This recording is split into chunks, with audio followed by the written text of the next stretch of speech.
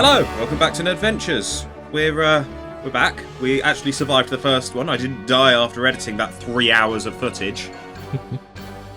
Once again, I'm joined by Jordan. Hello, I'm Jordan. So, yeah, we got a bit out of hand in the last one, didn't we? A tad. Just a I tad. mean, it's what happens when you get two people passionate about a subject talking about the subject. We tend to go off on a big old tangent. I think we even went off on tangents on our tangents. Let's not worry about it. Tangentception.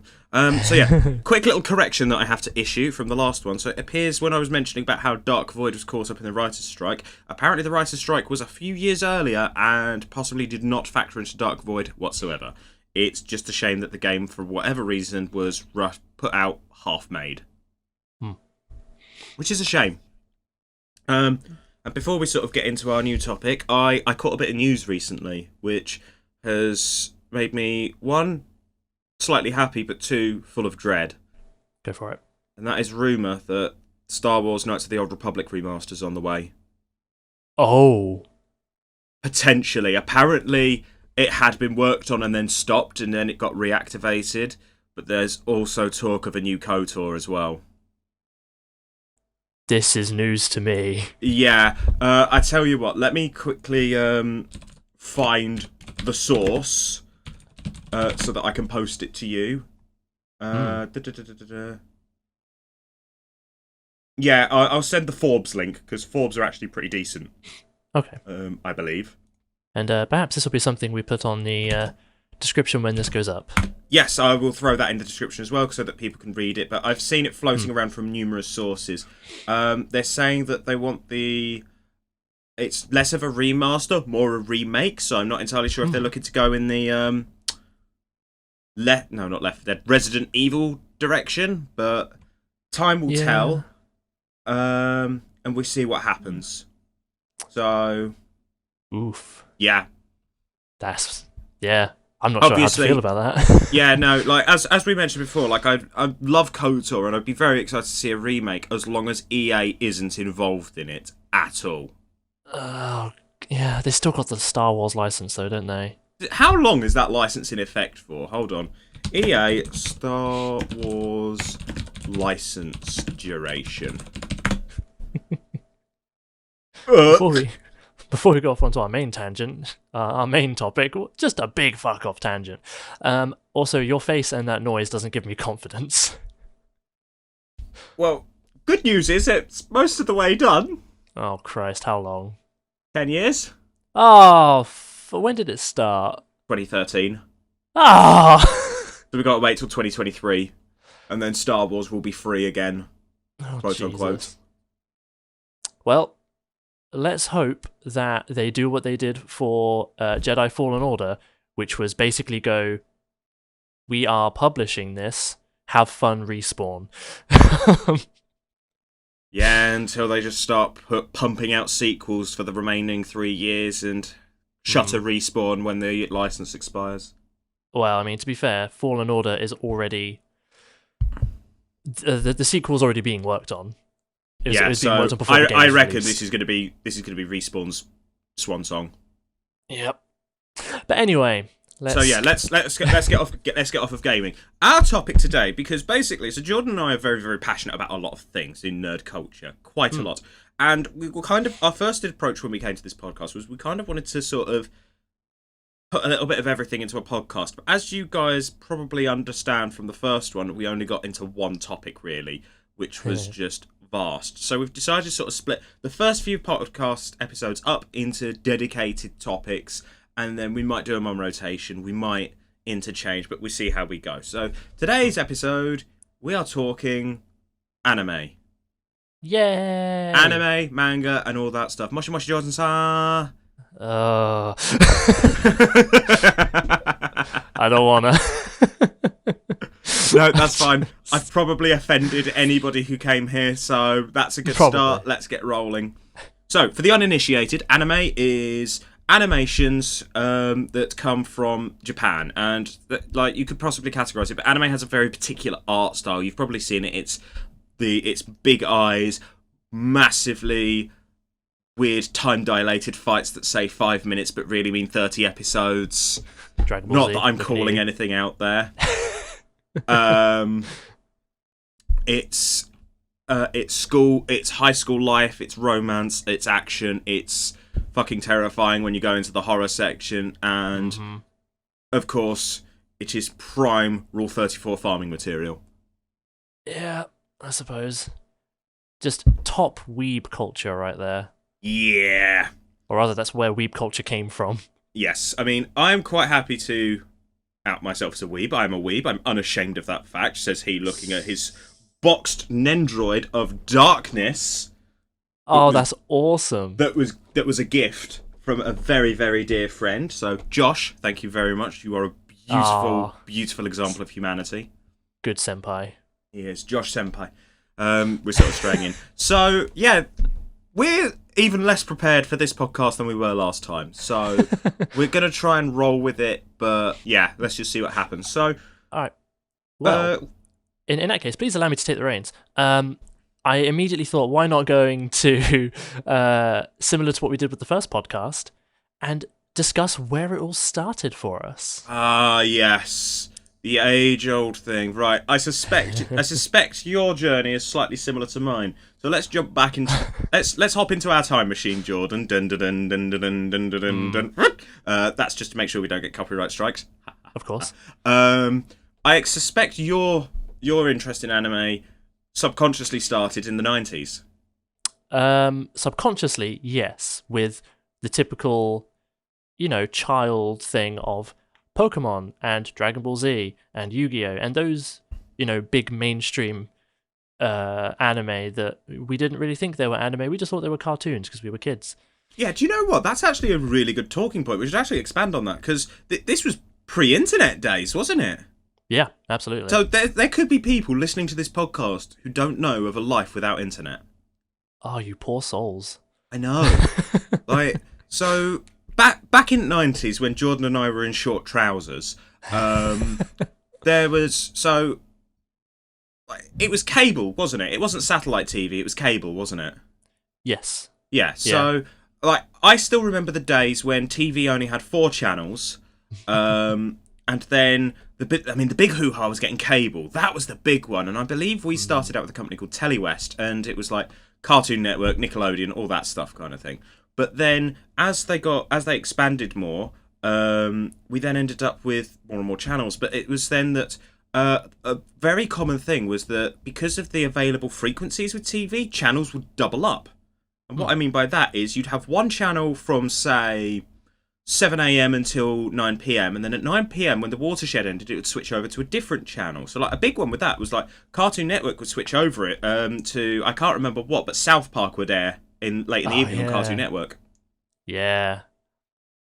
And one of the things that also happened was that sometimes channels would also feature as part of other channels. So the big one that for me and Jordan would be one called Toonami. Oh yeah, Toonami. Oh man. I still remember when Toonami was a thing. I don't know why, but that really old school 3D animated spaceman. Yeah, it was a thing. I can't remember his name. Hold on, I'm gonna do a quick Google. Let's say you've lost me at this point because I remember watching Toonami mostly with my sister, and that would be we'd watch everything together. So it would have things from Dragon Ball and Yu-Gi-Oh! To Totally Spies and Kim Possible, which is why I also love those programs. So I've learned 2 things today. One, Toonami actually has its own wiki page. Oh my god. And 2, the name of the guy was Tom, which stood for Toonami Operations Module. It was basically so there was a little. It was do you remember Face from Nick Jr.? Yeah. That was basically the equivalent for Toonami. He was like a host that sort of bridged the gap between shows, kind of thing. Oh. And I reckon that was because of anyway. That's something we'll sort of touch on later. But I reckon it was because of run lengths of episodes. Yeah. So yeah, Toonami was sort of where anime sort of first crossed over into the West for us in a way. And the main culprits that were on there were Dragon Ball Z, One Piece, and I remember another one called Ultimate Muscle, which I never watched. Oh, I don't remember that. It probably goes by a different name. But yeah, that was Dragon Ball Z was the one that hooked me, and like, still to this day, I absolutely adore that show. Oh yeah, same. It's like, I mean, I pre-purchased Kakarot. It was, which Same. I need to play more of, but I really enjoyed my first look at it. But yeah, like Toonami was a thing, wasn't it? Yeah, absolutely. And then it evolved into CNX at some point, where even more stuff came through. Like I remember Samurai Jack got onto CNX. Oh yeah, but that Which wasn't really, that was like the kind of Western anime, wasn't it? Because it was Yeah, that style, but you could tell it was made by a Western, or like by a Western company.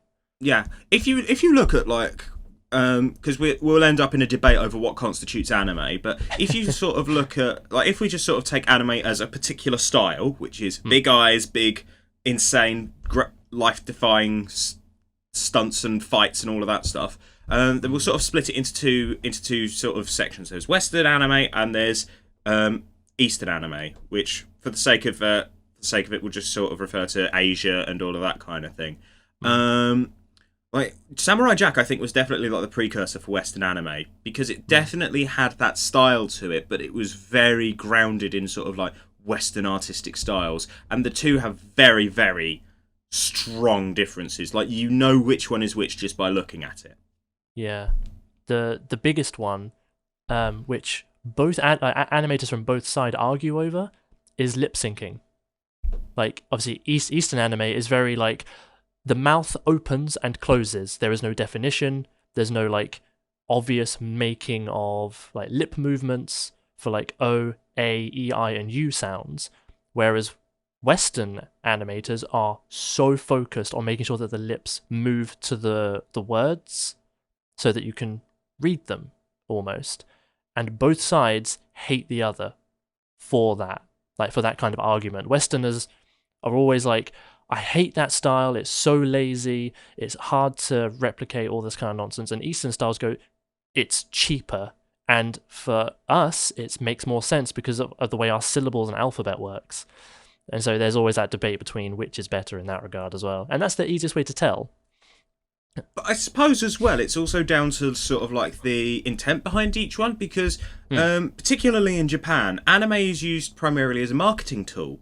Like, so most anime that people will have watched, I'm fairly sure, I'm like 95%, I could be I'm probably off on that figure, I'm just pulling that out of my backside there, it's used as a promotional material for the manga, which is the source material. Now, if you look at something like Naruto, for example, then that has got a huge wealth of manga behind it, which is where it drew from, and it's also why you end up with filler in Japanese anime, for especially the bigger series, because at times the anime will actually catch up to the manga, and the anime will have to do one of two things. It'll either have to stop production and just wait for the next batch to be ready, which is kind of what we saw with Attack on Titan to a degree, or you keep going, but you just make quote-unquote anime original / filler episodes. And if you really want a good example of that, I recommend you watch Bleach, because you can cut down about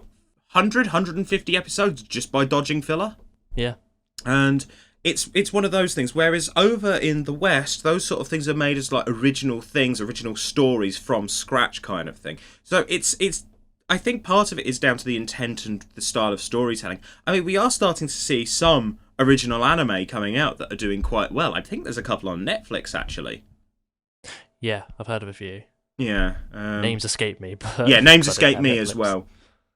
But yeah, so we started off on Toonami, and then as we got older and the internet sort of grew, expanded, and became the advent of what I like to call sailing the digital oceans, yaha fiddle-dee-dee,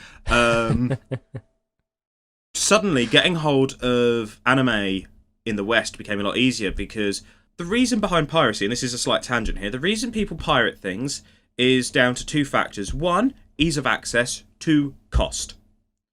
And if you make things super easy to get hold of, then people will more likely than not go to it. But if it's too cost ineffective, then people will still try and pirate things.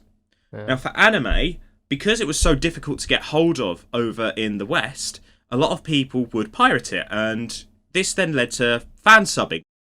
Fan subbing's still a thing, isn't it? That's absolutely still a thing. Yeah.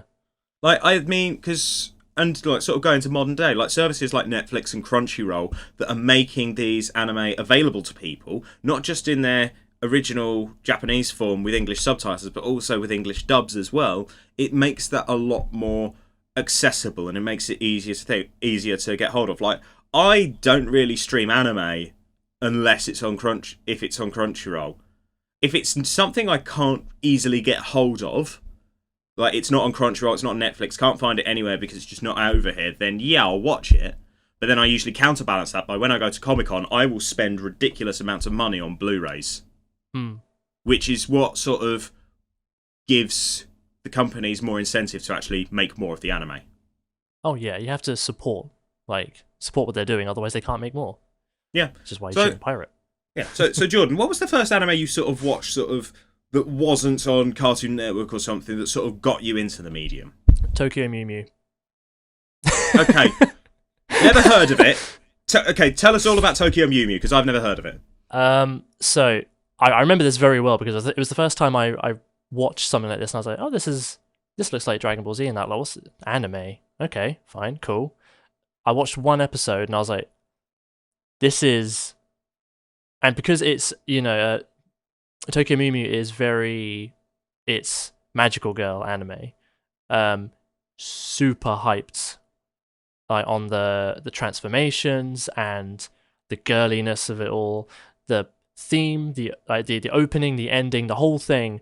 I was just encapsulated by like, what the hell am I watching? This is so weird, but I cannot take my eyes away from it, kind of thing. And I was like, this is in Japanese. Is there an English version of this? No, there's not. Okay, fine. I'll watch it in Japanese. I'll read the subtitles, see how I do. And I really liked that style of watching something for some reason. And yeah, that was it. But Tokyo Mew Mew is essentially that. It's a magical girl anime. I don't remember the plot because this was way over a decade ago. I just remember that the characters were very vibrant, had all different coloured neon hair, like pink and green and blue and that. And they had stupid names like Lettuce. Stupid names like Lettuce, sweats in Kakarot. Let's not worry about Dragon Ball Z. That's its whole other topic of conversation, considering we've got Kakarot as well. Oh, yeah. But yeah, that was it. I can't remember much about it, but I remember after it finished, I was like, I need more of this. And I just started exploring more from there. Okay, so yeah, my story is quite similar in that respect. So yeah, I watched Dragon Ball Z that as a kid, then sort of couldn't get hold of anime anymore. So like, I actually grew up enjoying Mobile Suit Gundam Wing. I was watching that at 7 years old, and that's quite an adult anime looking back at it.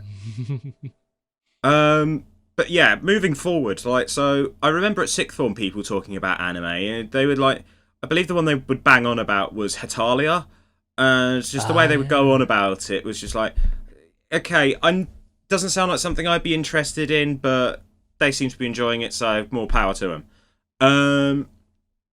The other thing, and then a couple years later I got to university, joined a video gaming society, and a group of us said, do you guys fancy watching an anime one night? I was like, what are you thinking? And somebody said, oh, how about a Studio Ghibli? And I knew the name Studio Ghibli because something that actually happens in the UK quite regularly is the Studio Ghibli films will air on a channel called Film 4. And it's the best way to watch them. I remember watching Porco Rosso and absolutely loving it. By the way, I sort of take Ghibli off the table because Ghibli is so sort of widespread and renowned that it's sort of like a gateway it's quite an easy one to sort of go for. So we watched Howl's Moving Castle, and we all enjoyed it quite a bit. And it was Ghibli, so it wasn't anything out of my wheelhouse at the time. And then I became a founding member of the Anime Society, mainly because they needed one more person. I was just like, fuck it, I'll make it happen. Wasn't expecting much. And then the first anime they were going to watch was a magical girl anime. And I was sat there thinking to myself, just like, this really doesn't sound like my kind of thing. And I was sat there, I just thought, fuck it, I'll go along and watch it. If I don't enjoy it, I can just leave, or I can just chill, have a nap, kind of thing. So that anime we watched was... Hold on, let me make sure I get the full name of it. I can guess what it is. And butcher it horribly. The name of the anime was Puella Magica Magica. Or Magica for short. So I had no experience with magical girl animes before, and I got treated to Magica. And that, from the first few minutes, it had my attention. Because I remember exactly how my thought process went, because it started off with the opening, and if you've ever seen Madoka, you will know that the opening is quite cutesy and adorable and fluffy. It's a lie! It's a straight up lie! I watched it, I was just thinking, yeah, I'm not feeling this. Then the opening happened, and it carried on, and I finished the first episode, and I was just like, what? I genuinely felt like I had whiplash just from the opening and the actual episode. And I just kept watching it. And then after we finished watching it, I went home. I spoke to a friend of mine from sixth form, one of the ones who'd been banging on about Hatalia, and said, do you know where I can get hold of anime to watch? And they sent me a website, and I then was hooked. I finished Madoka that night, the remaining episodes. And I also said, have you got anything you can recommend me? And I got recommended on Bleach, and I started watching Bleach. And aside from Dragon Ball and One Piece, Bleach was like the first large-scale anime that I sat down to watch. And I took a note of all the fillers, and I skipped the ones that I needed to. But I watched a couple of them because they were genuinely interesting. It was then that I discovered that new anime fans have the ability to bend time and space. Because what then happened was I went, regardless of what I thought, I went to Anime Society every week, regardless of if I thought I was going to like the anime or not. I just went in with an open mind, and I enjoyed so much. We'd watch the first 6 episodes, finish it off, I'd then go home and finish the rest. It then got to a point where I was doing that on a Friday night after the society, and then the other nights I was blasting through Bleach or something larger. It got to the point where I was juggling multiple anime at once. It was incredible. God. Like, in my first year of university, I got through Bleach. I watched Dragon Ball, Dragon Ball Z, and Dragon Ball GT. Jesus. I watched at least... Oh, how many weeks were we at university for? I'm going to say, like, we were at university for, what, 40 weeks of the year? Yeah. Yeah, so I watched 40 other anime alongside that were 12 episodes long. I caught up to One Piece at the time. Which was something like 500 episodes. Oh my god. I bent time. I made time my bitch that year. How? Like, so what I would do was when I had essays, I had Dragon Ball on in English dub, and I was just blasting out my essays as I was listening to Dragon Ball. Jesus Christ. Like, I literally I watched so much, I honestly couldn't comprehend. And I just kept finding more and more and more to watch. And then I discovered the ecchi genre. Oh, Christ alive. So we'll leave that topic for a bit later. So yeah, that was sort of that was sort of my foray into it, and I was genuinely surprised by Madoka, and I really enjoyed it. I mean, it is good. It's one of those that, again, I was introduced to this as it's just a magical girl anime. You've seen them before. I was like, I started with Tokyo Mew Mew. They're like, yeah, you'll love this then. Like, you fuckers. That was Lawrence, actually. Yeah. Oh, I'm not surprised. Damn you, Lawrence.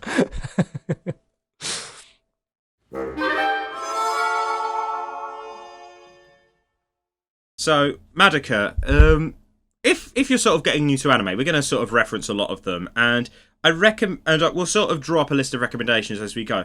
Madoka, I would recommend as a starter, actually, if all you know of anime is cute anime girls doing cute things, or massive fights, that kind of thing, because Madoka will genuinely subvert your expectations, and it will present anime in a whole new light to you. It will. This is the thing with anime. Like, I actually draw a lot of parallels between anime community and the metal community for music. And hear me out on this. Hear me out. This is going to be a weird one, but hear me out. Go on. So, there was a survey done that a lot of people in metal bands actually have the most loyalty in regards of fans.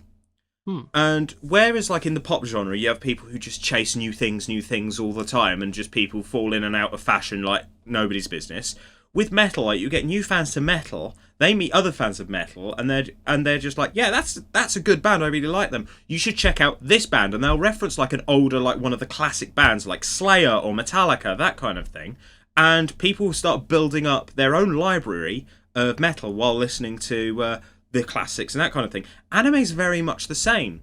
Like, you could jump into today's landscape of anime, you'll find anime fans who are like, oh yeah, I really like that, you should watch this. So, like, for example, watching magical girl animes, someone might turn around and say, you should watch Sailor Moon. Because it's a classic magical girl anime. I haven't watched it, admittedly, but Louise has, and she swears by it. And then you'll get people who, like, watch stuff like My Hero Academia, for example. Yeah. I would turn around and say, if you like My Hero Academia, go watch Dragon Ball Z. Because, spoiler alert, Hero Academia just had its Super Saiyan moment. Haven't seen it yet. I'm not going to say anything further. Good. But basically, in some of the most recent episodes of Hero Academia, so we're talking Season 4, in case anybody's watching this from a future time, there was a moment that sent chills down my spine, like when I first saw Goku transform into a Super Saiyan on the planet Namek. It was... oh boy, it was just hype. It was hype on legs, man. Hype on legs. Like, it was so much hype, it got those legs, it used them to board a train that was called the Hype Train, and now the Hype Train is out the station blasting down the tracks and she has no brakes. This train will not stop. I like the analogy. Yeah, I took it a bit far, but I quite like it as well. Oh, Christ. But yeah, it's very much that. I mean, anime is so broad. There's so much to it. I mean, there is like the sports animes. Like, you wouldn't think that on one side we're talking about all these magical girl anime. You've got the big fighting ones like Dragon Ball Z, Naruto, and all that.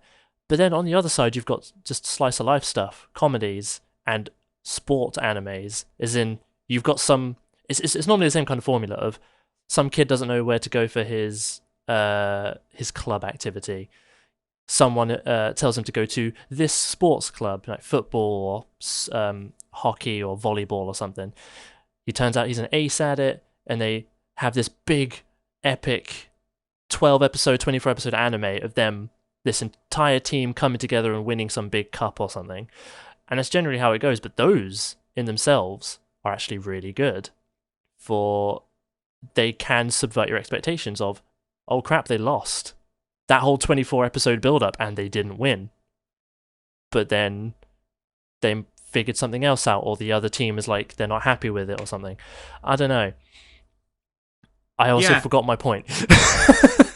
No. I sort of follow you. We're mainly sort of referring to the action stuff, which might put a lot of people off. But honestly, like slice of life, the dramas, the romances, so I am a known hater of rom-coms. Like, there's the occasional one that I will enjoy, don't get me wrong.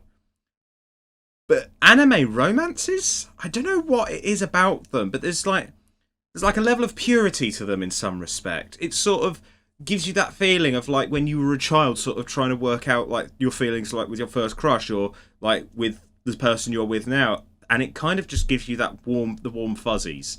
And slice of life stuff, it's just nice to sort of sit down and watch characters go through like the motions of everyday life, doing all sorts of things. And it's how they put the spins on that, because going back to sports anime, you can literally find an anime for virtually anything. Mm-hmm. There is even a mahjong anime. Yep. And that shit's actually hype. It's actually like, you wouldn't expect mahjong to be hype, but it is.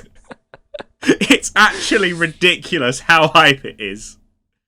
And then you've got and then obviously a lot of people, like we're just sort of going to say, yeah, like a lot of people see like a lot of anime girls who are like scantily clad and with prime assets on display, shall we say. And then you get an anime like Free that turns that completely on its head, and it does all the male fan service, which Free isn't my cup of tea. I tried it, didn't enjoy it, fair enough, but I know a lot of people really enjoy it, and it's a good anime. It's well animated, and the story is enough to gather a fan base. And going into comedies, as you say, so this is going to be a bit of a roundabout way of getting to it, but hear me out. So there is a particular genre of anime that's gained a lot of traction in the last 5-10 years, maybe, called isekai. And what that is people leaving their world and going to another one, usually a fantasy setting, where they turn out to be some kind of overpowered mage or something. In recent times, they've been subverting that quite a lot. So an isekai that a lot of people will know about is Sword Art Online, which is where trapped in a virtual world, that kind of thing. But if you kind of want to get into isekai and you want a nice, easy start, I would recommend an anime called Konosuba. Yeah. Which is a comedy. So the whole premise is the main character, Kazuma, he dies trying to save a girl from being run over, and he... Don't laugh, we can't give it away. Don't laugh. I'm not. And he stands before a goddess who explains the situation, not too kindly as to the circumstances of his death. And he is then told he can reincarnate in another world. You're trying to make me laugh now. I'm trying to not laugh. I'm sorry. I know. And he's told he can reincarnate in another world, and he can take anything he likes with him. So out of spite, he says he'd like to take the goddess with him. And so begins an adventure where he and this goddess are adventurers, and their alleged goal is to stop the Demon King. I believe so, yeah. So that Aqua can return to the goddess realm? Mm-hmm. Question mark? But shenanigans ensue. They build up a party, and it's a cast that's got quite a lot of energy. There's a lot of chemistry between the voice actors. It's so funny, and honestly, it's just to sort of expand upon the cast. So Kazuma's a bit useless. He's not overpowered in any way, shape, or form. He is just a shut-in who's been transported to another world and has some abilities, some of which are quite creepy. Insert hand gif there. Mm-hmm. Anyone who sees it will know what I'm talking about. You've got Aqua, who is branded as a useless goddess, because she is. Yep. You then have Megumin, who is a mage who can only use explosion magic, and she can only use it once a day. And you've then got Darkness, who at first seems like she's going to be like the bulwark of the group. She's a crusader, so she's a bit like a tank kind of thing. But we rapidly find out she is an extreme masochist. Mm-hmm. And Darkness is a very interesting character, and the things that come out of her mouth are interesting, to say the least. She's absolutely hilarious, and I love Darkness to bits. She's my favourite character in that show. Honestly, if you want something funny, watch Konosuba. It'll be a great show for you. Mm-hmm. But you also just get, keeping on to comedies, but moving away from the isekai genre, you also just get standard slice of life comedies, such as, and the name has just left my friggin' brain, and that's infuriating. Right, let's play a game of tip of my tongue. Right, describe it. Okay. The four main protagonists, one of them has blue hair, short pigtails on either side. Nichijou, that's it. Yes! Okay, right. Talk about Nichijou. Nichijou is amazing because it's one of those, you go in, I think Nichijou is literally almost hard translated into slice of life or daily life or something like that.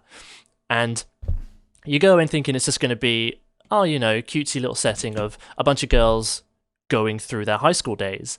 And it is, but then just weird, stupid shit happens. And whenever you... Yeah, so go on. Wacky is a word. Wacky is a word we'd use for it. Yeah, wacky. It's not so much a spoiler, but to give you a small example of some of the stupid things that happen, one of the main protagonists gets sent out into the hallway for being terrible. Yeah, Hayden knows what I'm talking about. And the headmaster of the school, she notices a deer, a buck, standing in the courtyard. She's like, oh my god, I need to tell people of this. This is amazing. It's like 5 feet in front of me. And then she sees the headmaster of the school walking up to it. She's like, what the hell's he doing? What's going on? And then they just square up. And she's like, what's happening? What the hell? And this Buck and the headmaster just start fighting. Like, they ram into each other and gets a suplex, and she's just sat there like, what do I do? What do I do? I need to tell people, but I can't move. What's happening? And like, it's not even a Dragon Ball Z fight. It's like a proper like square up like test of strength between two people. It's like Nichijou is a surreal anime, but that scene is like top of the list for like funniest moments in it. I think I remember the first time I watched it, I cried laughing. Oh, it was God. so funny, and it's so good, and it's also just great. Like, there's a lot of jokes go over my head because I think they're very Japanese based, but even then, they're just quite funny. I think the best part about it as well is those moments where they try and exaggerate is the word. Yeah. Exaggerate the comedic value. The animation style changes. It gets very intense. I don't know. Yeah, intense, and it actually has like Dragon Ball Z vibes in that kind of respect. Of it gets super intense, and just everything changes, and they turn almost superhuman in what they're doing, and I can't give it justice more than that, I don't think. Yeah, honestly, again, if you want something funny but slice of lifey, go watch Nichijou. You will never ever see another anime where someone performs a spinning body slam on a goat. Oh yeah, she does that. Oh, and the reason behind that is so dumb. We cannot talk about it. Go watch it. You have to watch it. Please, for us, watch it and then comment on the video or tweet us with hashtag NerdventuresPC. Please, we need to hear people who've never seen this anime talk about it and what their thoughts were. It just needs to happen. Oh my god.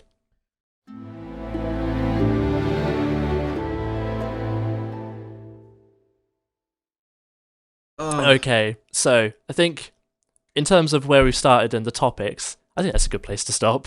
Yeah. Okay. Before we go on another tangent.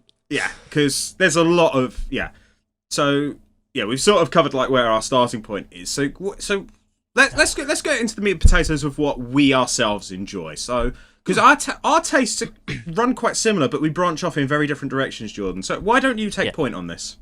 Okay, so I enjoy anime that have. There might be some strife, there might be some struggle, but in the end, the protagonists win, or at least it's set up to have the protagonists win later or move on to something. So, like cliffhanger endings. I like things that are quite epic, and I like anime that doesn't make you feel too much dread or fear or anything like that, because I don't like scary things. So, to give some examples. Yeah, don't you give me that smile, you piece of shit. So, some recent examples. Stop. Sorry, guys. I was doing the Jack Nicholson head nodding gif to myself there. Yeah, to yourself into the camera. Yes. So, to give you a good example of that, Dr. Stone is one of the most recent anime that Hayden and I both watched.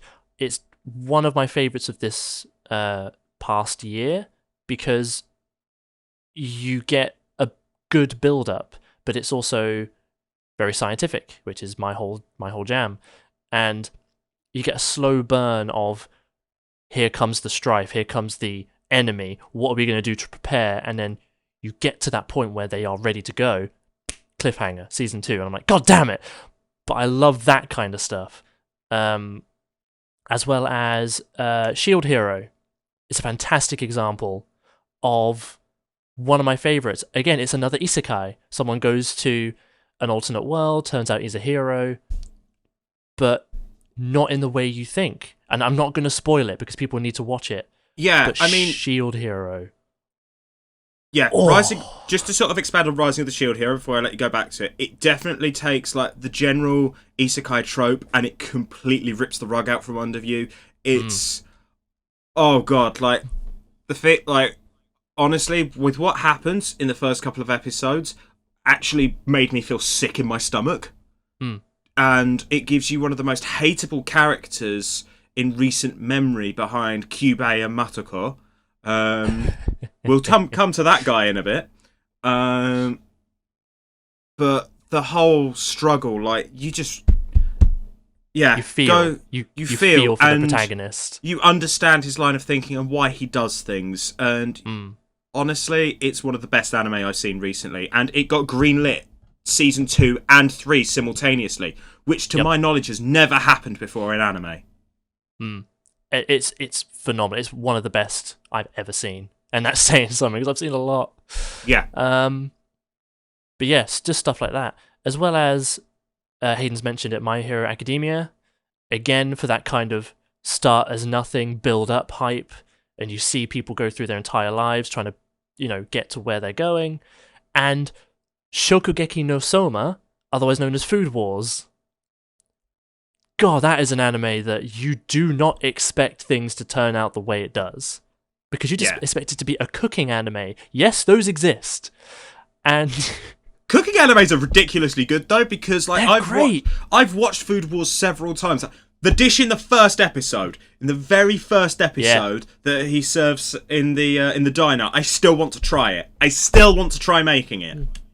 To be fair, I want to try a lot of it because, so many people in that anime, like so many people in the real world, have taken recipes from that anime as best they can and made them, and they're like, "Yep, this is amazing," because it's actual real world food. But some of it's just taken to like a whole, like some of it is taken a bit, liberties are taken, with the ingredients and what they can do. They wouldn't really work, but that's fine. It's supposed to be, I'm making this to beat my opponent at making his dish kind of thing. But you wouldn't expect it because it's very lewd in places. And it's food. It's food porn, basically. Is the way I always describe it to people, because you get this food really lewd. nice, you get this amazing food lewd. Oh my god! But yeah, you get this amazing looking food, and it's made in an incredible way, and it blows these people's socks off, and you just expect it to be stupid and silly.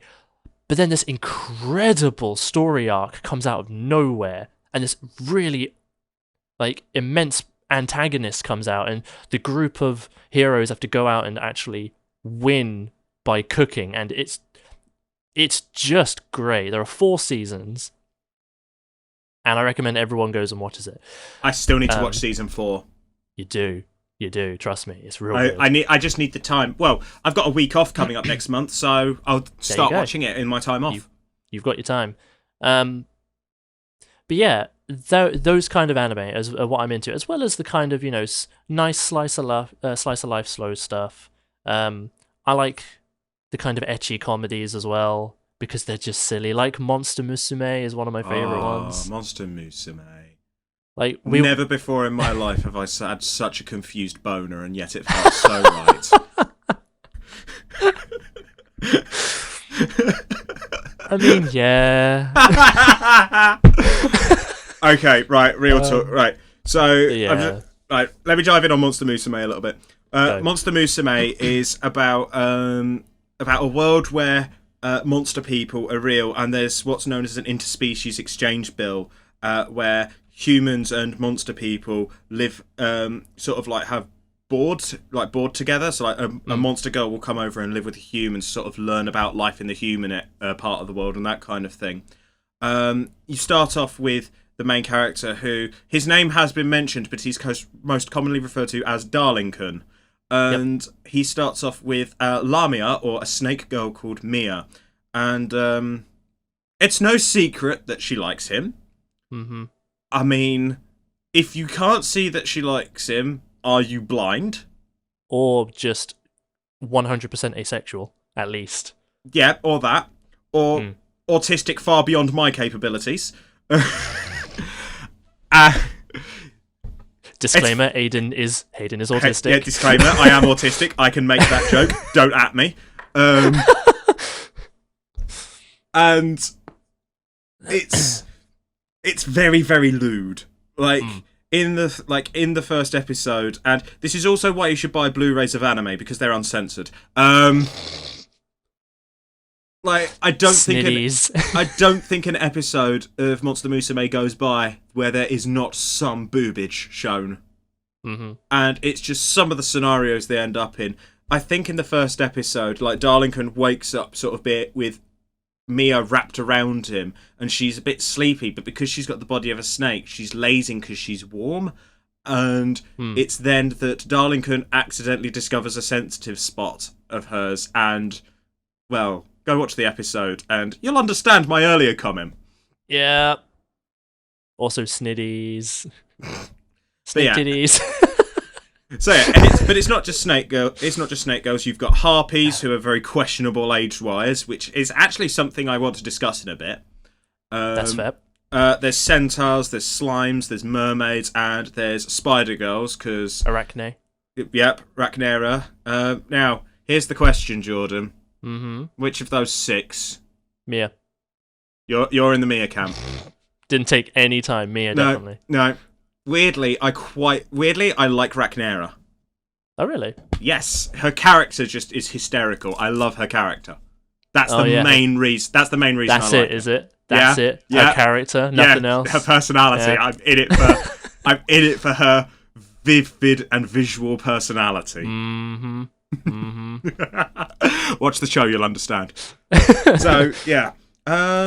And onto your likes, which Ah, are yes. very different to mine. So yeah, Jordan and I quite like a lot of the mainstream stuff, like Dr. Stone, Hero Academia, sort of like what I like to call middle of the road. Like it's sort of well within your expectations kind of thing. But Madoka actually set something off in me a little bit, which was a realization that I like dark stories. I like very dark stories. And one of these anime was, and this is a funny story behind this. So in my first year of university at the Anime Society, we decided to have a special Valentine's Day event, and it was called the Together Alone event, and it was really nice. And the anime we decided to watch was an anime which has a little bit of notoriety behind it. No, it's not Boku no Piku. Please don't ever look that one up. Please, for the love of all that is sacred and holy, never watch that episode. No, never watch that anime. Don't even Google it. It's a real FBI catch-22, that one. It is. Anyway, the one that we watched was an anime called School Days. Yep, there it is. Now, I really like School Days because it starts off as a nice school slice of life romance, and by the end of the first episode, you kind of realise that something's not quite right. I'm going to summarise the first episode of this anime. There's this whole premise of, like, if you take a picture of a girl on your phone and keep it secret for like 3 weeks, the girl will fall in love with you. So that's already a little bit creepy in and of itself. But in anime land, it's just kids being kids and being harmless. So he takes a picture of this girl he likes on a train kind of thing, and the girl he sits next to spots the picture and actually arranges for the two to meet. And the two seem to hit it off a little bit. There's some and ahs, but they seem to be quite likable to each other. And this is Makoto and Kotonoha. And Kotonoha is quite shy and reserved kind of girl. Like, she's lovely. Like, she's the kind of girl that you just sort of want to go, and give head pats to. The girl that Makoto sits next to is called Sekai. And at the end of the episode, Sekai takes Makoto by surprise and kisses him, despite the fact he wants to go out with Kotonoha. And it's at that point that you realise there's something not quite right here. And what you will be treated to is a beautiful 12-episode slow-motion train wreck with an ending more satisfying than your best ever wank. I remember I screened it once. I actually screened the whole thing, and the tension in the lecture theatre was so thick you could have cut it with a spoon. Jesus. And, like, with some of our friends, like, there was screaming, there was shouting at the screen, like, they hated the main character. And then the ending happened. Oh boy. Oh.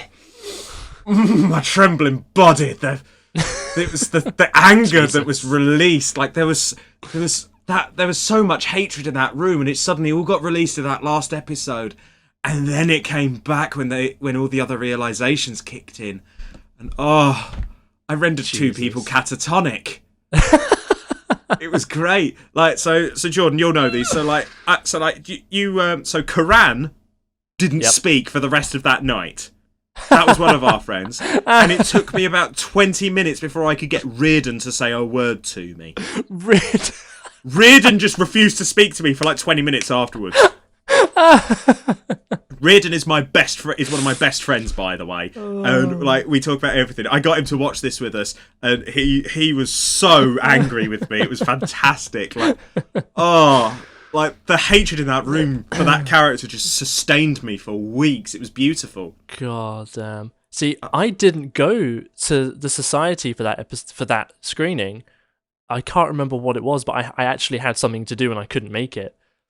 And I just remember Harvey coming back going, "You made the right choice." I was like, what the hell happened? Yeah, no. School Days is a very dark story. And to sort of, like, it's why I like Rising of the Shield Hero as well. It's quite dark, but it's definitely got that sort of comeback vibe to it. I'm trying to think what other anime stuff I quite like that might not be in your wheelhouse, but sort of like to sort of subvert people a little bit. I do quite like romance animes from time to time. One of my favourites of all time being one called Dusk Maiden of Amnesia, which is about a guy who finds a ghost in a school, and they open a paranormal investigations club trying to find out how this girl passed and the history behind her. And it's a really, really sweet anime. And now, Jordan, you know I'm a heartless bastard, right? I do, yeah. I cried at the end of this anime. Wait, you have tear ducts? I do. And you can use them? Yes. This anime actually evoked feelings from me. Holy crap. I know. I actually cried. Louise takes great pleasure in telling people that I cried at this anime. Because like, I'm one of the people who laughed at Titanic.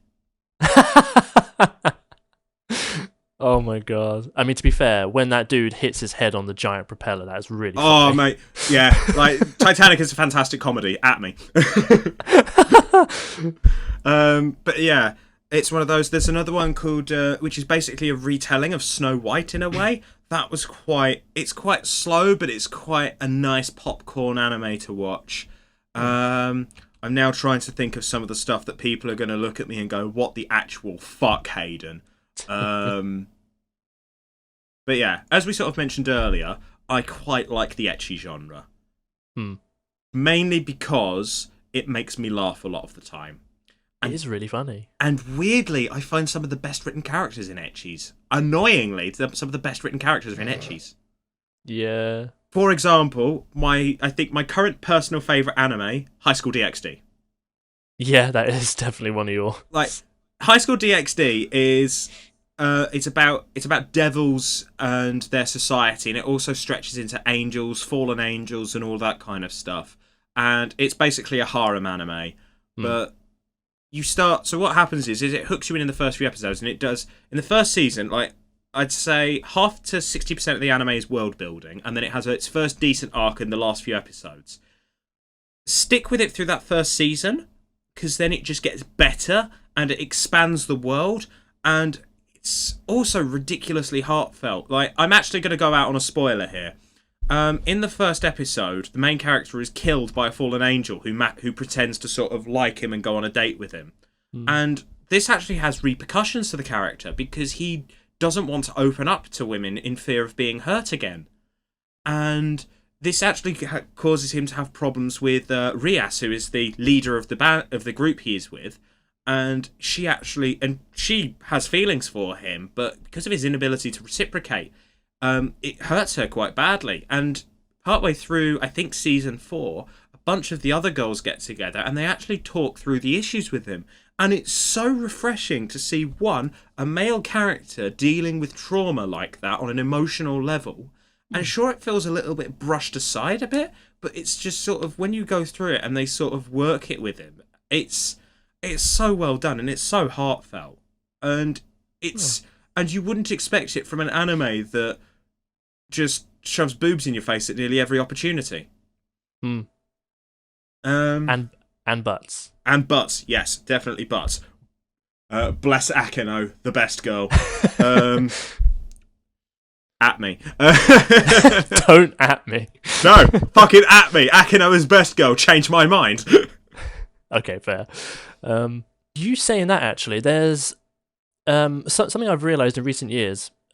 People may or may not know, but obviously Japan and Japanese culture in itself is still fairly restrictive in terms of like. I'm thinking of a good way to put it. It's still not quite there when it comes to like the LGBT community and that kind of stuff. It's getting better.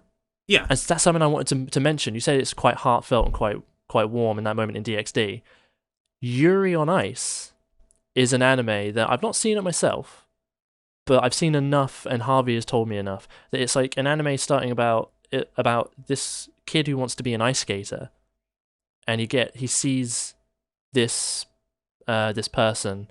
I don't know if he's named Yuri or if the main character's name is Yuri. I don't remember, but he sees this person who is ice skating, this male ice skater. He's like enamored with his style, and what he's doing is like, I want to become an ice skater. I want to be just like this person. But he also is like there's a different feeling here. I don't know what that is, and he just thinks it's admiration. Turns out later on he actually gets to meet this person, and he realizes I am in love with him, and he gets taken on as a coach and like goes through this entire ice skating thing, and the coach reciprocates the love at some point to this main protagonist, and it's like people in the anime are like, wait, you what? You love him? What's wrong with you? Like, that's not how things work. And that gets overridden later on, from what I understand, and people are like, shit, dude, can't get in the way of love. They love him, and that's something really nice to see. And I saw that scene because Harvey's like, you need to see this. And so he showed me the first one where it's like people were like, no, can't do that, you're not allowed to do that, men can't be with men, that's disgusting. And we go on later on to see this, and it's like, holy shit, Japan, that's amazing. Like, yeah. That's really nice. Yeah, I do wholeheartedly agree with you in Japan. Like, I don't know very much about Japanese culture, but I sort of, from what I've seen and learned, like, so Japan is it's a weird mishmash of modern, what's the word I'm thinking of? Convenience? Maybe? It's a weird mishmash of traditional values and modern convenience kind of thing. Like, okay. Japan is... it's not an exaggeration to say Japan is one of the most advanced countries in the world. Oh yeah, definitely. Yeah, technologically. Like they've got hologram projectors and things to use as an alarm clock, that kind of thing, with AI personalities. Japan is a very interesting country, but because of the traditionalism around it, it's this weird mishmash of the past and the present and the future in one place. And you can go to some places that look like they have the centuries, and other places it's futuristic skyscrapers and all of that. And it's the traditionalism is catching up to the modern views of it. And it's quite nice to see that in some respects. And it also sort of starting to adjust. I mean, Japan needs to do things on its own timescale, in its own style. That's how it needs to deal with its issues, in some respects. But it is slowly getting better. There was an anime called Number 6, I think it was, which was another anime with gay lead characters, and a lot of it was there was a guy who was, and it's quite a dystopia anime as well.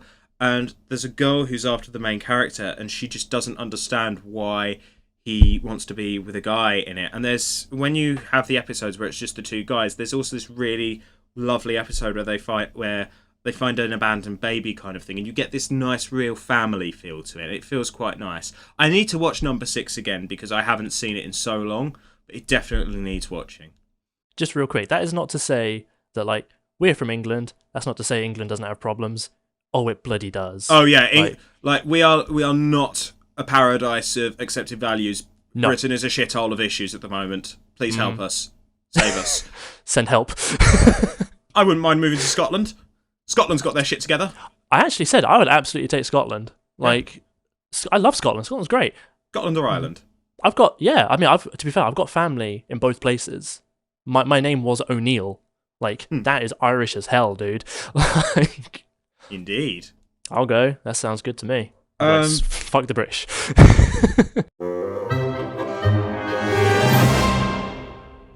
I think we sort of discussed enough sort of anime at the moment, but like as I was saying earlier, so anime is promotional material for manga, kind of thing. So an example I'm going to use is an anime called Quintessential Quintuplets, which is a love story regarding a guy who's tutoring 5 identical quintuplets, and we know for a fact one of them gets together with him. The anime, I watched the anime. It was 12 episodes. I watched it. I loved it.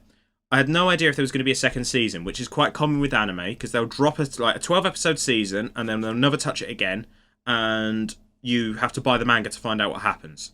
I went away and I read the manga, and I think at the time it was coming up on like 100 chapters, I want to say, or it was like 70 odd chapters. I can't quite remember, and I must have binge read that manga from the beginning in 3 days. Jesus. And because I just needed that story. Another anime, which I'm going to feel Louise's eyes boring at me through the walls of the flat in a moment. Another anime that sort of caught my attention because I heard that to watch it, you kind of need to measure it based on the Scoville scale of spice, is an anime called Domestic Girlfriend. Yeah. Yeah, Louise has just shouted at me. I just about heard. So, the premise behind Domestic Girlfriend is there's a guy who is in love with his teacher, and it's never going to happen, he thinks. So he goes out to a mixer with some friends, meets like people from other schools, kind of thing, and he basically goes home with a girl. They have sex, and they're never to see each other again. That's what he thinks happens. He gets home, and his dad, who seems like a lovely chap, by the way, just unfortunate, announces that he's met a woman and is thinking of marrying this woman. And the woman comes over, and they meet, and that's all fine. It's the fact that the woman has brought her 2 daughters with her, and the daughters are the girl he slept with and his teacher. And this is a pretty fucked up scenario for people to land in because, like, the marriage does happen and they do become step siblings, and there's a whole thing around that. But the main reason that sort of this anime sort of took my interest was just, one, I thought it would be quite messed up. Like, I honestly thought it was going to go in a school days direction. It doesn't really do that, but it sort of highlights people who have been put in a really shitty situation, just trying their best to navigate it with the experience they've got. And I watched it, and I thought, I'm going to have a look at the manga and just see if I can stick with it. And I read the manga, and they'd actually cut parts of the story out for the anime, so that when they were put in, it actually enhanced what I'd already seen, and then I caught up, and I believe it's now about approaching chapter 250. And it's gone beyond the high school time. Like, the guys are in college, like, some of them have gone to other countries, kind of thing. And it's a fascinating look into that kind of thing. And if anybody has read the latest chapter, oh boy! Like, we're rapidly approaching the high end of the Scoville scale again. Again, manga's definitely one of those things. And you don't really read manga, do you, Jordan? No. I don't. Not to say that I'm not a fan of reading. I just tend not to. I prefer interactive media. Yeah, no, I do get you on that front. But like, if you ever had an anime that you've absolutely been dying for a second season of, and it's never going to happen, excluding High School of the Dead, because that's a tragedy. That really is, and I really do feel for that one, but especially since there'll never be a second season. No. Because the writer died. He did, which is why I said that I feel for it, because it's a real shame. Yeah. But I'm trying to think, actually, because a lot of the anime that obviously I do watch now tends to get multiple seasons because they're quite big. But imagine if Food Wars had never gotten a second season. Oh shit! Absolutely, I would have needed more. Yeah, I mean, so it's like a lot of the anime I watch in that respect sort of give me that desire to want to read the manga. So one of the what was one of the culprits recently that I watched? New Game. So yeah, New Game is this really fluffy slice of life about game developers, and it's really, really nice. It also has heavy Yuri undertones, and I wish they would stop being undertones and become over and undertones, if you know what I'm saying. But it's a really soft and comfy anime, and I genuinely love it. But it only got 2 seasons, and I don't think the 3rd season's coming back. So I started to read it just to see what would happen further on, and it's a really enjoyable read. Now, I'm actually going to break the glass on one manga in particular. Go on. So this is where So because of how much I started to enjoy manga, I've actually started to read things that I haven't watched or don't yet have anime. The big one, which some people are going to give me some absolute flack for, is one called Kaifuku Jutsushi no Yare no Noashi. I've probably butchered that, but fuck it. The whole... I'm trying to think if I can find the English name for it. Yes, the literal translation of it in English is Reader of Healer. So the premise... So this is a fantasy manga. The whole premise of it is that a guy has been discovered to be a hero with the healer capability. And he can heal literally anything. Like, so, what's that? Cut your arm? Yeah, he can heal it. Your arm's fallen off? Yeah, he can regrow your arm, basically. But the trade-off is he feels the pain of the injury while he heals it. And what happens then is he is then recruited by a group of heroes, but because of the pain, he is then effectively... the heroes he's with get him addicted to a drug that reduces the pain for him, and they basically make him a slave. And there's another part of this where a lot of other people sort of like have limits on on how strong they can get, unless they take in the essence, quote unquote essence. I'm going to let your imagination do the rest there of a hero, which means he unfortunately gets abused in a lot of ways. It's a very, very rough read, I will say that. Like, if you're sensitive to that kind of thing in any way, shape, or form, don't go anywhere near it. But basically, what the healer then does is he's able to break free, and he's able to work out a way to jump back in time 4 years, where he then begins to exact his revenge in equally or more so cruel ways than the things that were inflicted on him. And this is where Jordan and my anime tastes diverge big time. Yeah. Hayden actually mentioned this to me a little while ago, and I was like, the moment he started with the whole then they take his essence thing, I was like, nope. I know where this is going. That's it, I'm done. which is perfectly fine. Like it's sort of, after I read it, of like everything that was available, because again, it's a really thrilling and compelling read, but I also sort of hit the point of, I think I've actually found where my limit on sort of what I can stomach is, kind of thing. And it's just like there is a lot worse things as well, but it's sort of just about I can stomach it enough to read it. And it's actually getting an anime soon. Oh god. And I was told this, and I responded to my friend who told me this, and I said, "You mean a hentai, right?" Oh no. Because we're not actually sure which side it's going to land on. I mean, if it's that kind of manga, it's going to be heavily censored and heavily implied. They wouldn't. But this is the thing. Did you watch Goblin Slayer? No, I've been meaning to, because I hear that's one of the goriest. Okay, things. When you watch the first episode, come back to me. Duly noted. Yeah, and I'm not going to say anything further on that. I mean, I know there's I've seen a little, like Crunchyroll's ads of, you should see this. Here's a 20-second snippet. I've seen like some knight, some healer priest lady trying to stop a knight from butchering some goblin kids. But you don't see the butcher. Oh no, that's not the worst of it. That's actually quite tame. Oh. Like I marvelous. say, watch the first episode, then come back to me. Okie dokie. I will say that what you see in the first episode, I don't think it happens again, but... Is it, like, really bad? I'm not going to tell you. Alright. Just come back to me after you watch the first episode. Shall do. Yeah. But yeah, anime, it's just such a broad and diverse world where you can just find so many interesting stories.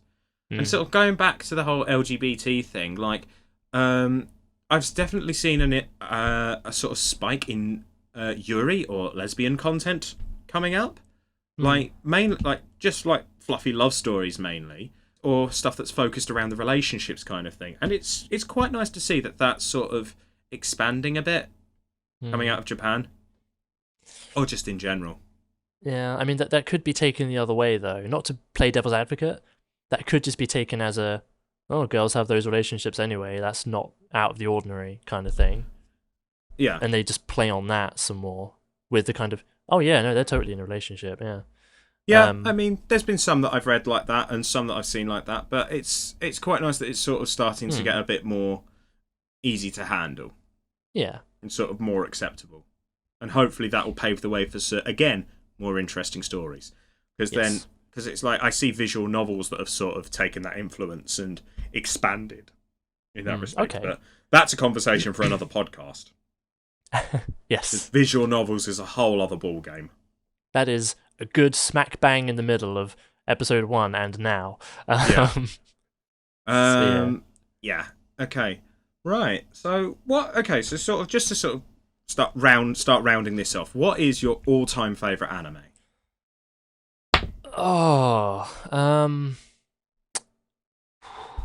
Jesus Christ. It's a difficult one to answer because I will often go back, every now and then I'll go back and I'll be like, I'm going to rewatch this anime. The one I do it with the most is High School of the Dead. And for anyone who has not seen it, it is that High School of the Dead. It starts out for the first 10 minutes, slice of life. Dude is reminiscing about how he's messed up with his old childhood friend, who he's in love with, that kind of thing. And then very quickly he's snapped out of his imaginings because some dude is bashing on a gate. It turns out he's a zombie. Infection spreads. Post-apocalypse ensues. But it is also very ecchi. Like, for example, in the anime, the sniping scene. Yeah, that's exactly what I was going to go. That's not how boobs work, but apparently the shockwave of a rifle causes this lady's very, we'll say, voluptuous form to ripple in a way that just should not work. Yeah, and it also, in the same scene, also demonstrates that boobs are able to matrix their way around a speeding bullet. Yeah. Oh, God, that was hilarious. So we actually watched High School of the Dead in the Anime Society in my first year of uni, and I was going through a bad point because I'd lost a family member at that point, and the president put it on specifically because he thought this will make Hayden laugh. And he was absolutely right. I cackled my way through the entire anime, and a couple of my friends, because it all had a reputation for being very ecchi and very lewd.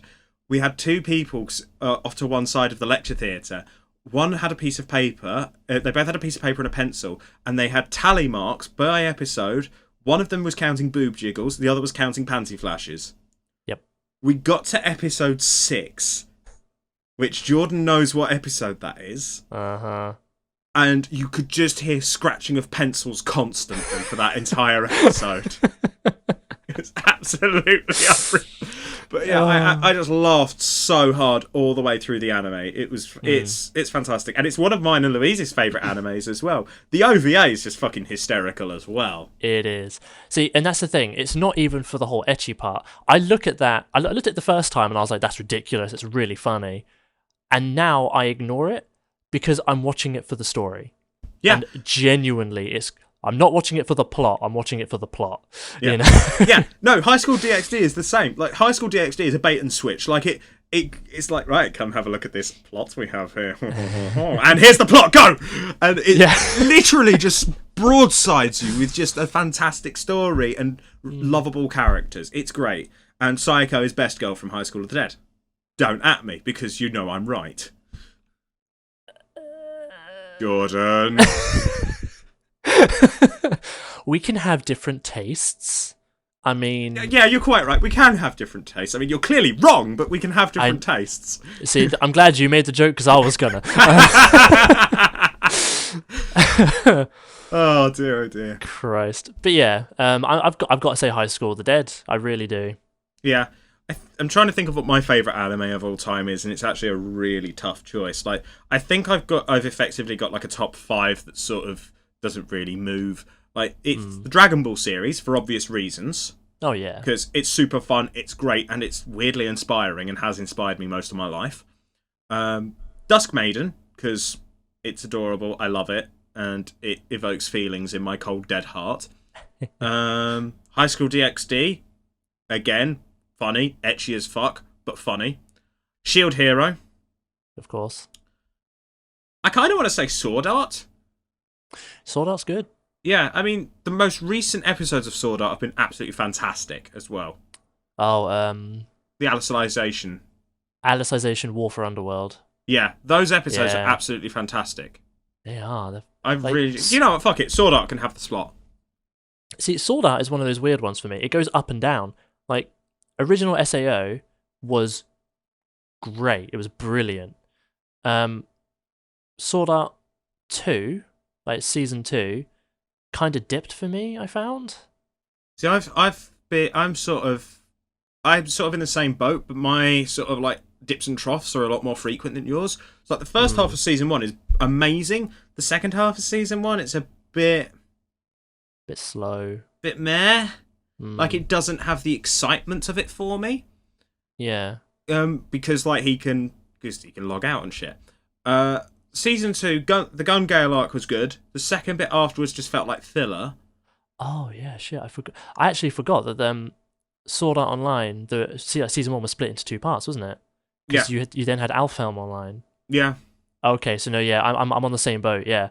Yeah. When they're actually in Sword Art Online, great. Alfhelm, bad. Gun Gale, getting good. Alicization, fuck yeah. Yeah, Alicization has just been consistently good the whole way through. I've really enjoyed it. It might have something to do with Budget Saber in the lead. Perhaps. But yeah, that's sort of like our views on sort of anime and manga and all of that stuff, really, isn't it? Yeah. Is there any sort of closing notes? Like, okay, so let's pretend that someone's come to us and said, I really want to get into anime. What do we what do we recommend them? I've done this very recently, actually.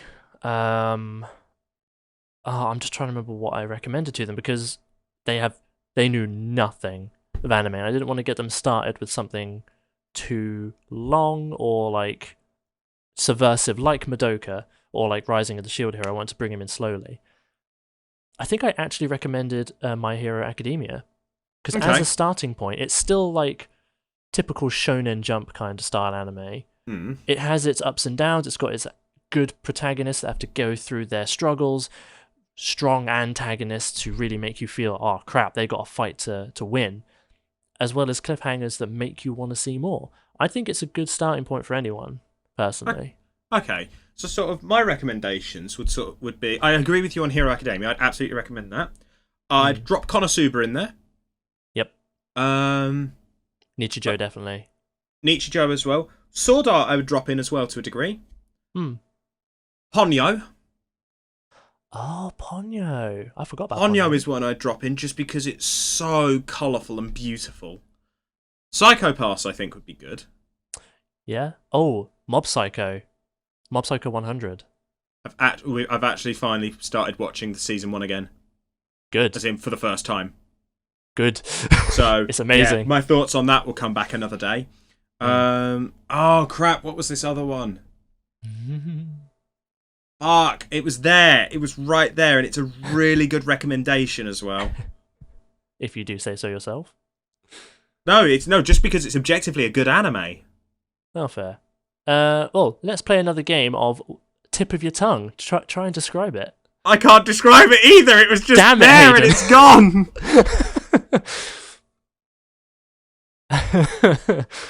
You got I'm having nothing, an existential crisis. Just to give you all some context, both of Hayden's hands were on his head, except for the right arm was like up and on the back of his head. The left arm is just like over his face.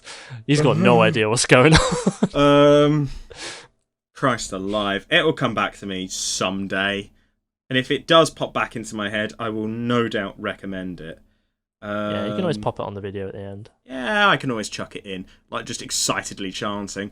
Like, guys, I remembered, it's this. and just see how we go. So yeah. Yeah, I think that's all for the recommendations kind of thing. Says he desperately not trying to kill time so he can actually think of it. Well, I'll tell you what, I can kill a bit of time. If you're one of these people that, like me as well, likes interactive media, try one of the video games that anime churns out, like any of the Naruto Shippuden games, or Dragon Ball Z Kakarot, which Hayden and I both been playing, and I completed the main story last night. Any of those kinds of things, like Sword Art Online's got a few games as well. Hell, even any kind of little mobile games that are based on anime, because they can tell you a lot about the story, introduce you to the characters, and then you can get on to watching the anime or reading the manga yourself. So you've got loads of different options to get you into the anime sphere. Yeah, and it's quite a large encompassing sphere as well. That is absolutely brilliant. Right, I think we should wrap up the anime talk here and actually move on to something that we neglected to deal with last time. We did, and that would be scintillating science. Yes, with Bowtie. So, for those of you who, well, it doesn't matter if you were here last time because we forgot to do it. So, scintillating science is so Jordan here is a man of science. Oi. He is the Lord, as it were. No, compared to me, you are. Yes. Yeah, so Jordan knows quite a bit about science. So what we want you to do is we want you to pitch science-geared questions to us. And so what are your fields of specialty, Jordan, for science?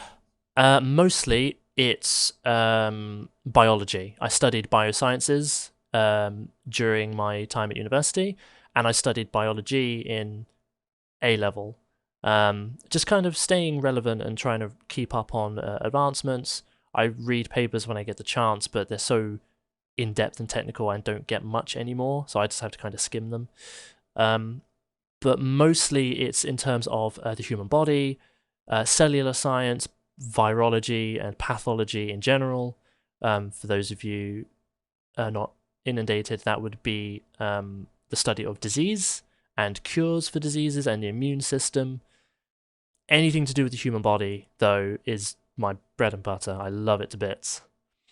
Okay, so we came up with our own question, which we thought would be wholly appropriate for the time of year, and that would be so Jordan, what is exactly the common cold, and why does it work the way it does? Yes, so the common cold. It's hard to describe the common cold as just a single point thing because it changes so rapidly, and there are multiple different types. The most common is called. It's a strain of norovirus. It is a virus.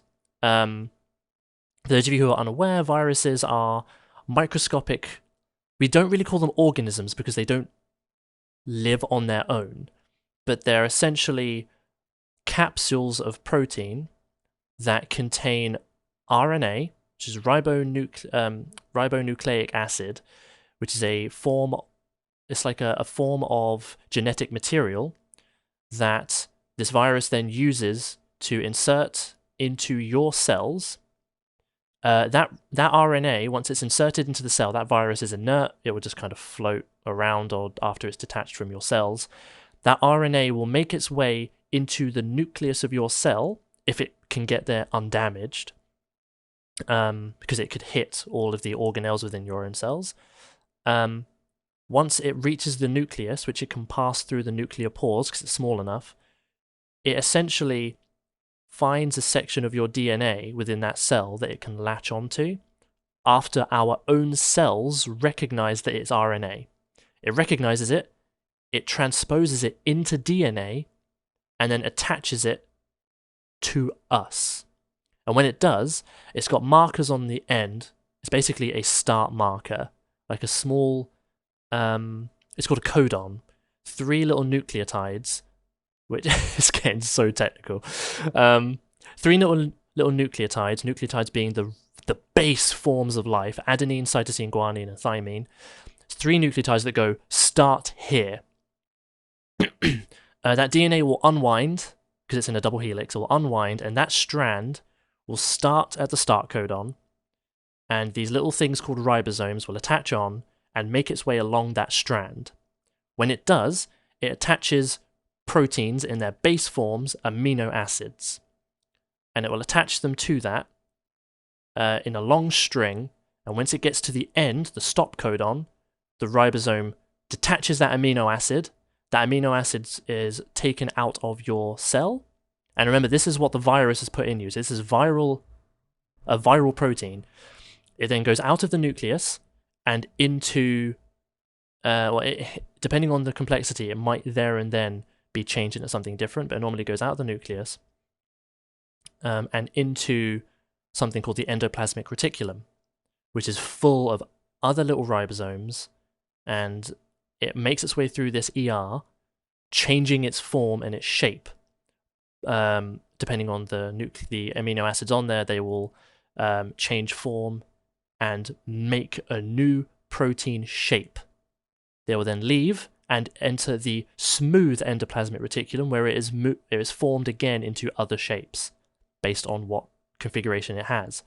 It will then move one final time into the Golgi apparatus, which essentially puts that protein in a vesicle, a little bubble, which is surrounded by the proteins and fats that make up the outside of your cell, your cell membrane, known as your phospholipid bilayer. Once it reaches the membrane, the vesicle fuses with it, releasing that protein into the outside. That's normally what happens. With a virus, it doesn't leave the vesicle, it stays in it. And it keeps doing that. It keeps making more and more and more and more and more and more and more until there are literally thousands of new viruses in your cell. It then ruptures. It explodes because there are too many viruses in there. It displaces all of the liquid, and the phospholipid bilayer can't handle everything that's inside it. Your cell explodes and dies. Doing so, releasing thousands of new viruses that you have made onto the rest of your cells.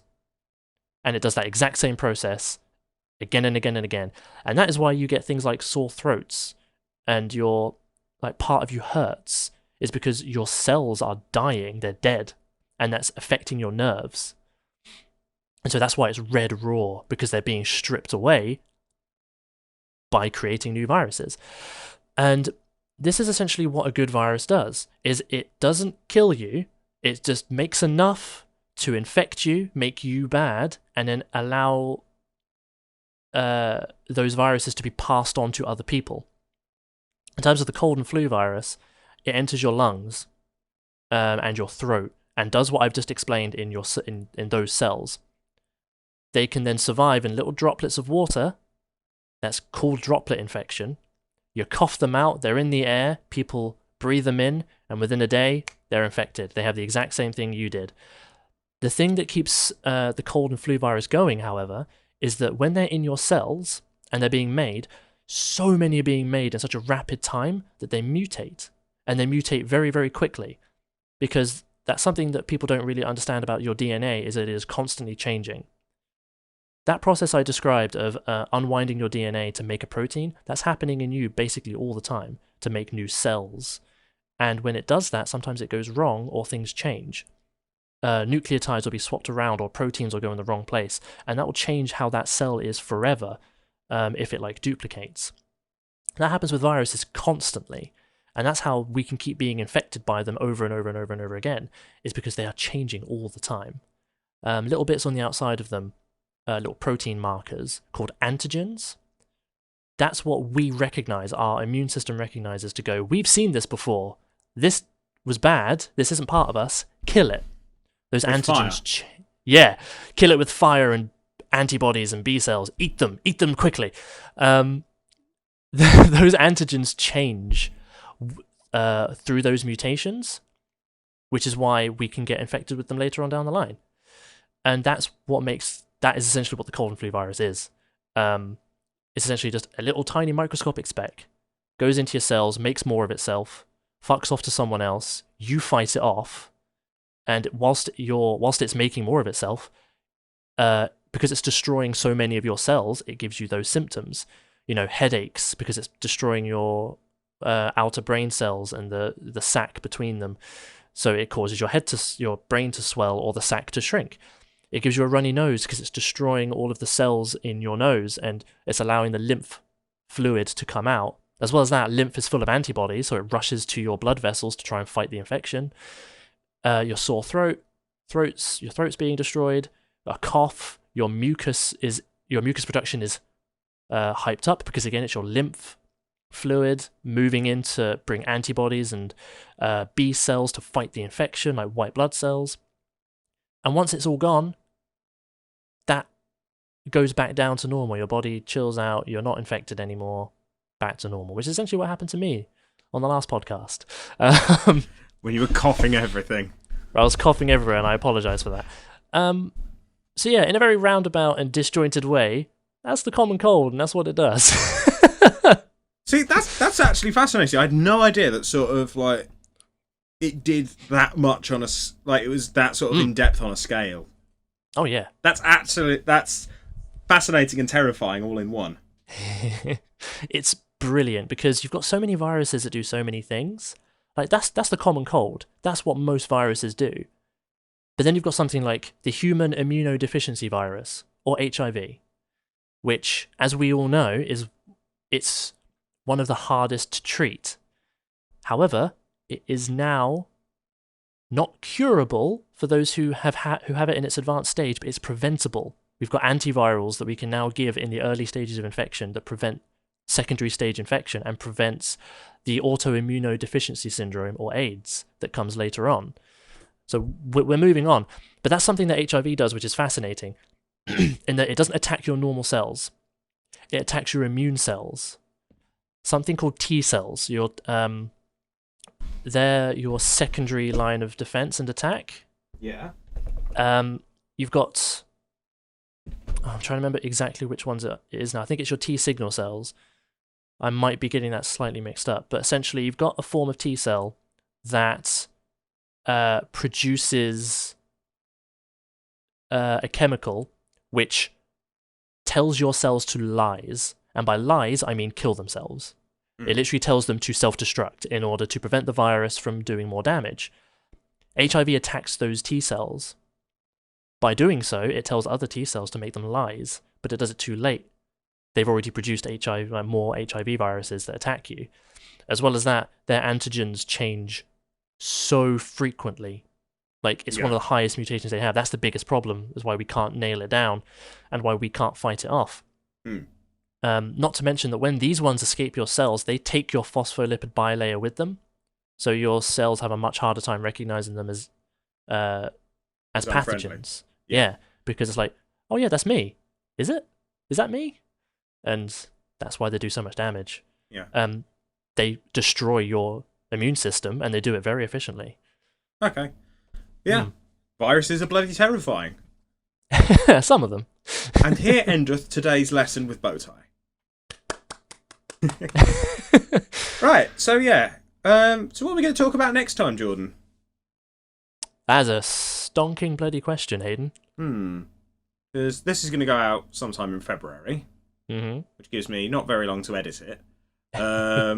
So yeah, what will we talk about next time? What have we done? So we've done gaming, we've done anime. I suppose comics and books sort of makes sense to go into. Yeah, I'm all about that. All right, yeah, we'll move on to that then. We'll sort of move on to a physical medium in that respect. Yes. Right. So that's all from us today then.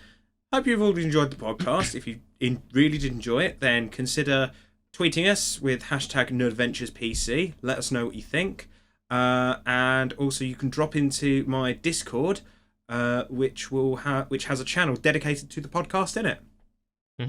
So, as well as that podcast, obviously, you can tweet us at NerdventuresPC and ask more science-related questions. Yes, please. If you have a science question you want Jordan to explain, drop it to us and we'll do our best to work it out. Yes, I'll do my research. Yes! Right, that's all from us, guys. Have a lovely rest of your month, I guess, which will be the next time you see us. And we hope you enjoyed. See you again soon. Thanks Bye. all. Bye.